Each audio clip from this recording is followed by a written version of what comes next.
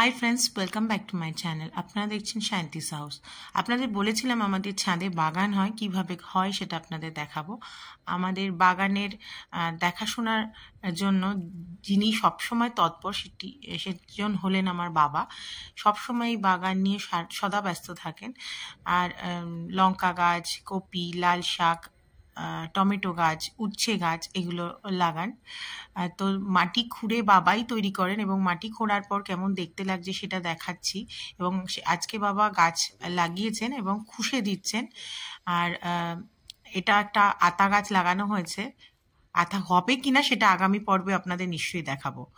তার জন্য আমাদের ভিডিওর সঙ্গে আপনাদের লেগে থাকতে হবে, আমাদের ভিডিও দেখতে থাকতে হবে, আমাদের চ্যানেলের পাশে থাকতে হবে। আশা করি আমাদের সমস্ত ভিডিও আপনাদের ভালো লাগছে। বাবা আস্তে আস্তে গোড়াগুলোর আশেপাশে একটু খুশে দিচ্ছেন। মাটিগুলোকে আগে শুকনো করে ভালো করে খুশে নিয়েছে যাতে ভালো করে অক্সিজেন পাস হয় মাটির মধ্যে।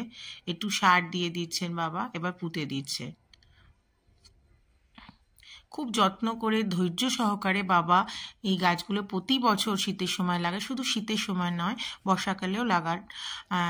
এই সবজিগুলো হাতে তৈরি করা সেই সবজি আমরা খাই। ভীষণ স্বাদযুক্ত এবং বাইরের কোনো কেমিক্যাল সার ছাড়া শুধুমাত্র গোবর সার বা খৈল বাবা ব্যবহার করেন।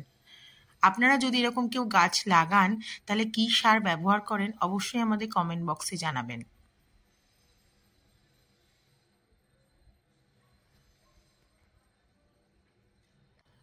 কচি সবুজ গাছের পাতা, রংটা এত আকর্ষণীয়, কি সুন্দর।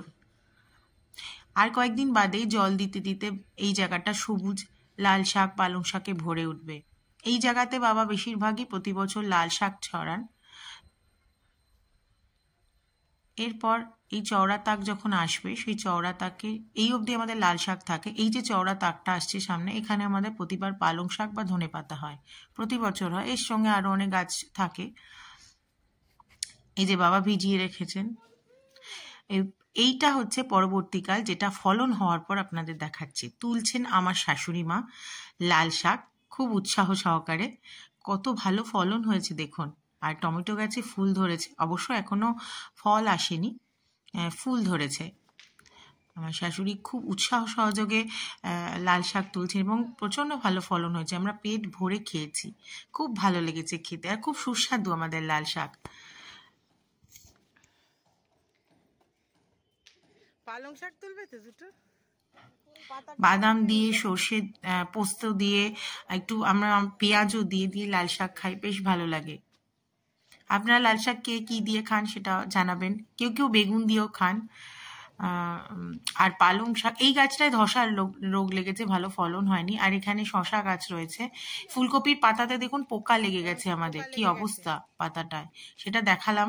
পোকা লাগলে আপনারা কে কি করেন আমাদের একটু জানাবেন। এই যে পালং শাক হয়ে রয়েছে দেখুন, কত পালং শাক। আমরা পাতা কেটে কেটে নিই এবং তারপর আবার পাতা গজিয়ে যায়। এবার হচ্ছে উচ্ছে গাছ রয়েছে, সঙ্গে আর যা খেলে যাচ্ছে তার সর্দির সঙ্গে। ছাদে খেলাও চলছে, গাছও তোলা চলছে।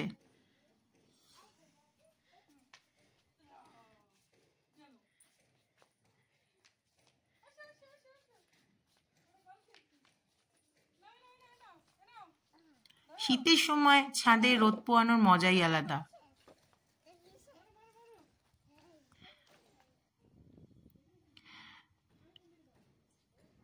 পালং শাক আপনারা বাড়িতে কেউ লাগান কিনা আমাকে অবশ্যই কমেন্ট করে জানাবেন।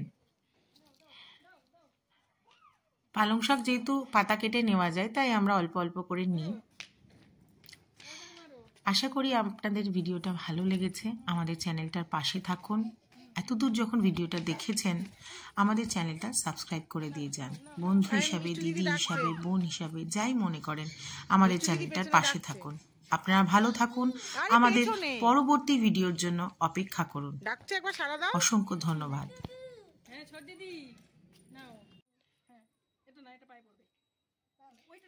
নিয়ে খেলো, আছে দাও দাও, এটা রিমোট কন্ট্রোল।